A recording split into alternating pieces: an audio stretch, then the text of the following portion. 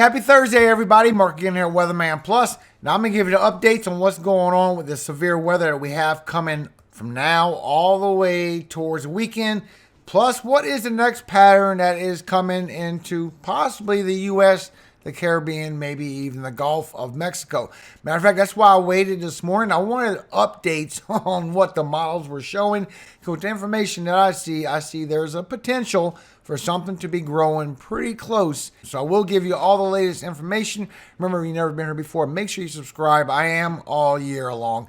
Now let's get into the information. Because you can see here from your latest potential velocity anomaly that we still have an anomaly coming sometime towards the end of May. And it has shifted a little bit further to the west. I think with this pattern that we're going into, this could push even further to the west. But we could have a blocking pattern with a high pressure, and this could head north, right into the Gulf, right into the U.S. So let's go into the severe weather real quick, and then I will show you the information I found. As you see, your morning low temperatures. Y'all did wake up in this chill this morning, even some getting close in the 30s. But remember, this is going to pass by. These are the last few days of these cold temperatures. Now, your highs will be way above average for today. It will be getting a lot of hot temperatures, but it's going to stay a little chilly in the Northeast for today. Now, for tomorrow, it's going to come back down again before it finally starts pushing out through the east, just like I updated you the other day.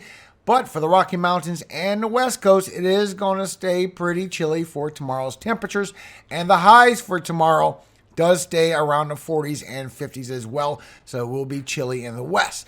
But look at all the hot temperatures that is coming into the U.S. for tomorrow, for Friday. And now you get into the 90s for Texas. Now we have some storms coming. They do need a rainfall, but we need it to push further west. And the dry line this time of year is actually pushing east. So you're not going to get as much as they need, but this is going to spark off some severe weather. Now, to start off this pattern, you can see with the update with the Euro, the 60, that as we go with all this precipitation we get for today, we get a lot of precipitable water going from Texas into Oklahoma. And for tomorrow, it will bring storms down into the south, mostly by Louisiana, maybe a little bit of Mississippi, as this raises up again for Saturday, bringing more storms towards the north central and going across Iowa, maybe a little bit further towards the Ohio Valley. That is going to be our severe weather outlook. Then we have something else forming. And you can see with your cape, with your lift, that it does get a lot of lift for today as it gets closer towards this low pressure, this upper level low that's swinging by. There's not a lot of winds up aloft that can support maybe a lot of speed shear, but there is a little bit of wind direction change with height in the photographs. But after today, it does spark up again for tomorrow. We start to get some strong lift going across the south as we get these storms that's going to be brewing in the south. Then as you go through Saturday and Sunday, this raises all the way up towards the north central plains. Especially for Sunday, you get a lot of lift in the area. So there is some more severe storms that's going to be headed north after today. So when you look at your lightning strikes, once again, this is the update with the Euro. You can see you get a lot of storms all the way from Texas, all the way towards Nebraska, all the way towards the northwest. You even get some chances for some large hail, but not as bad as what's coming after today, in my opinion. After you go through Friday, you see these storms do head towards Arkansas, Louisiana, towards Mississippi. But once you go into Friday afternoon, then you get a lot of lift, a lot of updraft, and a lot of chances for large hail to form, especially around Texas. So right when you go into the noon, this is going to stretch all the way from the DFW all the way down to Austin and San Antonio. Chances for a lot of lightning strikes and chances for large hail to come out of those lightning strikes. As you go through 4 o'clock in the afternoon for tomorrow, it intensifies on your lightning strikes, and it gets even stronger as you go towards 5 p.m.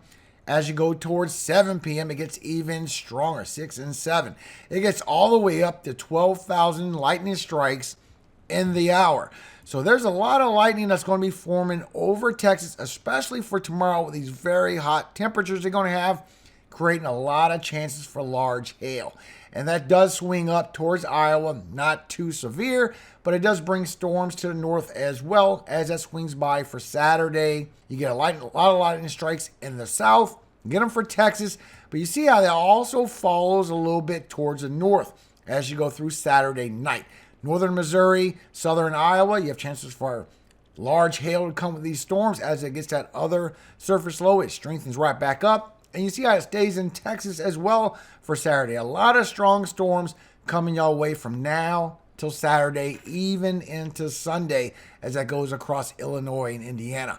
So this is going to be a lot of potent storms coming our way for the next couple of days. But the one good thing is you can see at your winds aloft at the 850 millibar level that you don't have a lot of strong winds for today that will support a lot of chances for tornadoes. It's pretty weak, but there is some wind direction change with height, so there is that potential for a tornado. And we can see with the latest update from HRRR that you get a lot of cells that form up. Not only for the northwest, you do have storms that are passing through, but you start getting some cells that pass up as you go through 7, 8 o'clock tonight. You get some nasty hail cores in these, and this goes all the way down by Austin and San Antonio as well. Some nasty hail cores in these cells as they swing by. Show a little bit of southern Texas. Southern Texas never gets on the model maps, and I apologize for that. I know it is everywhere. But you see how these cells do weaken right back down right after they strengthen. Then they strengthen up again as you get to 11 o'clock tonight. You get some strong cells right below San Antonio as that swings by for tonight and goes all the way into the morning. So it's not a super big threat in the south for some hail, but you can see how you can get some large hail out of that. Very big cells bring a lot of hail cores with them as that swings by for this evening. Then later tonight, sparks up again right by San Antonio. You get a nasty little spot where you get some hail cores come in also for this cell that passes by. So there is a few supercells that is swinging by for today for your severe weather threat. But you can see over here for Oklahoma, you get a nasty cell right around 6 o'clock tonight. And it does have a good hail core that carries on for a minute. So as it passes by Lawton, by 7 o'clock, you can see as it swings by, it does keep its strength. It even grows in the chances for the size of these hail cores as it goes by Duncan by 7 o'clock. And then it just swings by to the east. Still is kind of strong, but it weakens down as the night goes along. So you really have until around 9 p.m.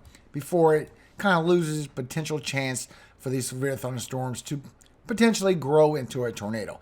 And for tomorrow, this will still go across into Mississippi, maybe even get a hail core around 1 o'clock in the afternoon for tomorrow in Mississippi as that swings by. But we can see for tomorrow, as this comes in for tomorrow, it does bring some storms across Missouri, Arkansas, across Iowa, across northern Wisconsin as that swings through, not too strong. And you do have these storms coming off the northwest. It will start around 8, 9 o'clock tonight around Washington and Oregon. And this will go all night long into tomorrow as well. These storms are going to keep on coming. And then as you go overnight until tomorrow, it's going to spark up again over for Oregon, for Washington. It just sticks around all evening long. And then everything else is just regular rain, some thunderstorms, but no more severe weather, no more chances for hail after that. Then it's going to come across the central U.S. Then we have what's coming after that. So let me show you everything. There's a few things to go through. So here's your latest update from National Weather Service. You can see for today your severe weather. You have the marginal up here in the northwest, and you have the marginal that has extended all the way up because of these lightning strikes and your slight risk. Tornado threat has gone down. It showed a 5% right here, but as I showed you with the cells, there's not too many cells passing through at that time. And update, guys, as you see, the tornado chance has updated. You have a 2% over here by Texas and Oklahoma and a 5% area, so it's not this big green 2% anymore for Oklahoma. It has moved further to the south. Here's your cities and states at risk. Plus your hail is updated as well. Just like I showed you those lightning strikes, now they have a significant severe up here on the north side of Texas as well, which means at least 2 inches in diameter in hail size. So that's pretty large. So here's your new cities and states for your hail for today. And remember, your significant severe is this white line on top. And now National Weather Service has isolated large hail damaging gusts, and a couple of tornadoes will be possible this afternoon, evening from southwest Oklahoma into northwest and central Texas. So Fort Worth has put this out for you. It does give a little area all the way to the edge of DFW where you have strong to severe thunderstorms possible. This is your dry line as it's moving in. And you see they have it for damaging winds, large hail, and flash flooding. You see how pretty much they've taken away that tornado risk. Also isolated to scattered strong severe storms along and north of I-20, Interstate 20. Widespread showers and strong severe storms with an area with the low potential for flash flooding is in this white circle right here. You even have it for Austin and San Antonio. So for your threat for today, you're in a slight risk in all of this yellow, the marginal, and the green. But you can see it is for lightning, damage and winds, and large hail. This is from 3 p.m. all the way to 1 o'clock in the morning for tomorrow. Also for Oklahoma, they have put out a risk for you. So you have your slight risk in the yellow, you have your marginal in the green, but you see your tornado potential is on a low. It has downgraded. Plus, you see your chance for your hail is up to golf ball size, and your wind speed could get from 60 to 80 miles per hour winds coming with this storm. So here's your time in Oklahoma. Your severe weather could start as early as 1 p.m. today, but it will be 3 to 7 p.m. in the area for 1 right here, and it could start as early as 4 p.m. today for number 2, and it could be 6 to 10 p.m. today for the number 2 area for your severe weather. But you also can see that not only for your tornado potential, you have a very low chance in the blue, that your low chances right here in the green, anywhere from Clinton, Woodward, Enid, all the way to Ponca City. So you do have a low chance for tornadoes for today. Now, once again, just like I showed you for the lightning strikes for tomorrow, you do have chances for tornadoes, a little area chance for tornadoes for tomorrow. You do have a 2%. I expect this could really dissipate, guys. I think this will go away, but better safe than sorry. Here's your cities that are at risk. Now, you do have a wind threat for tomorrow. You have a 15% as well as a 5% right where these storms are brewing up, and these storms are bringing hail. Even a chance for significant hail right here in this black. This is at least 2 inches or greater in diameter of large hail coming out of those lightning strikes that I showed you. So here's the cities and states at risk for large hail for tomorrow, for Friday. Any significant severe is the white line on top. And you can see here from National Weather Service, severe thunderstorms will be possible across parts of central Texas Friday afternoon and evening, with large hail and damage and winds expected to be the primary threats. Isolated strong storms are also possible across the lower Mississippi Valley and across parts of Nebraska. And then as we go through Saturday, you do have severe weather as well. They did upgrade it, just like I showed you those lightning strikes where it could be some more chances for hail in the north. They are showing it now. It's 5%, plus you have a 5% going from Texas into Oklahoma. Here's your cities and states at risk for Saturday for chances for severe weather, which will be chances for large hail. You can see this also from National Weather Service. Isolated severe thunderstorms are possible across parts of the Midwest and plains on Saturday. But now let's get into a little bit more information of what could be up and coming very soon, guys. So this is your EPO. This is your East Pacific Oscillation. Lets you know if you're going into a high ridge or a deep trough on the west coast of the U.S. And you see how we're going into this trough as this system brings in. But right when we get around the 10th, that's where it's very different. GFS is showing that it could go up on a high ridge and not drag into the southwest, maybe get into the center of the U.S., maybe get into the Gulf of Mexico. But the Euro, which is the blue, the Canadian, which is the green, is showing that this deep trough will continue to stay on the low end where it's going to carry from the southwest and carry into the center of our U.S. as we go from the 10th and on, and could even deepen even more. Now, this is what Euro and the Canadian is agreeing on together, kind of like what's trending. GFS is showing this deep trough, high ridge, deep trough, high ridge, and what this signifies is you would have a low pressure system right here and right here, so multiple low pressures could be forming from the southwest coming into the center of the U.S. So here's some of the possibilities that we have. You see how you start getting that deep trough on the west coast as you go from the 8th and on. It just brings a deep trough. It gets together with the subtropical jet, starts gaining some strength, and it comes into the U.S. while it starts going on that high ridge with our jet stream, and we could actually get a cutoff flow that just sits there and swirls around the U.S. for a bit. Could bring a potential threat. This is our next thing coming. Now, you can only see up to 90 hours on an update with the Euro, but you can see that the last update, the 0Z, the balloon data, the 0Z and the 12Z is always the balloon data, the best information to go by. It shows that trough don't go that deep. It actually goes deeper later. And that's where you start getting that deep ridging all the way to the south and the southwest as you start going from the 10th and on. A potential threat. And this is how all over the place it is when you look at the Canadian, trying to get an average, trying to see what's trending. You can see as it comes down from the 9th and 10th, it does get together with the subtropical jet, just like the GFS is showing. And it could stay around the west side of the U.S. Still too far to be sure. This is just something we need to keep our eyes open. As we get closer, we will get more information, but some of the data is starting to look a little bit concerning. Because actually, as you look at our ocean temperatures, it is actually the highest that it's ever been for the past month, all the way from March, all the way through April, and then as we got all the way to now to the beginning of May. It's just a lot of warming going on in the ocean, and it's the warmest that it's ever been in the last month. This is the warmest it's been this early so far. So we have a lot of warm temperatures out there for these tropical waves to feed on if something were to spark up. And this is why it's looking very concerning, because the Euro, which has a better reputation, GFS tends to overdo it a little bit. They modify it like that so you can get the worst case scenario with the GFS. You get your best case scenario with the Euro, but we use the Canadian. That way we can see what is trending.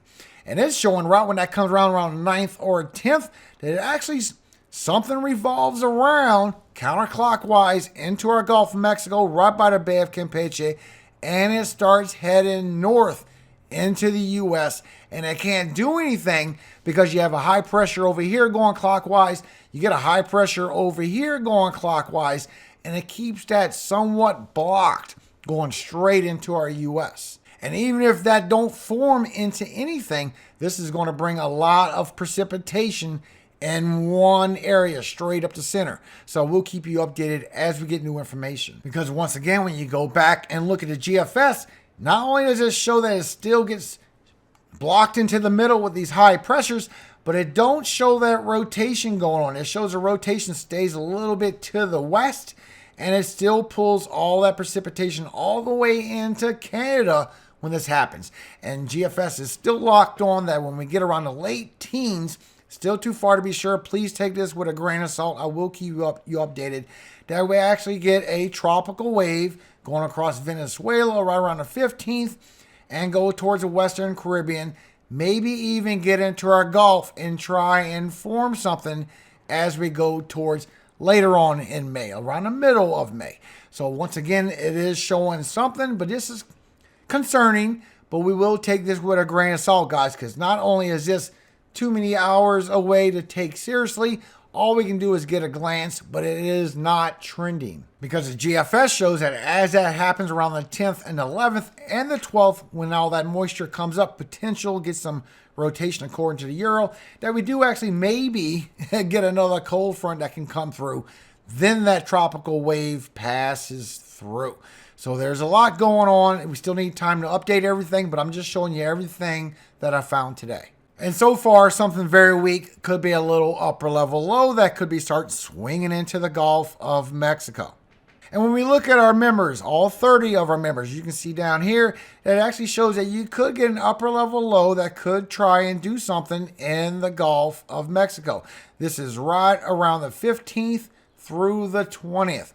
But once again, take this with a grain of salt, guys. If you look at all the members, you can see that it literally is the only one showing that. That gives it a 3% chance of that forming. What you want to pay attention to is this control member up here in the corner. And the control member shows that we will have a high pressure, which will push all this precipitation continuing going to the west. So this could be a problem for Mexico. It could form in the eastern Pacific. And when you look at your possible locations of the cyclone forming, you can see right when you get around the 15th and 16th, way too far away, but let's just take a glance.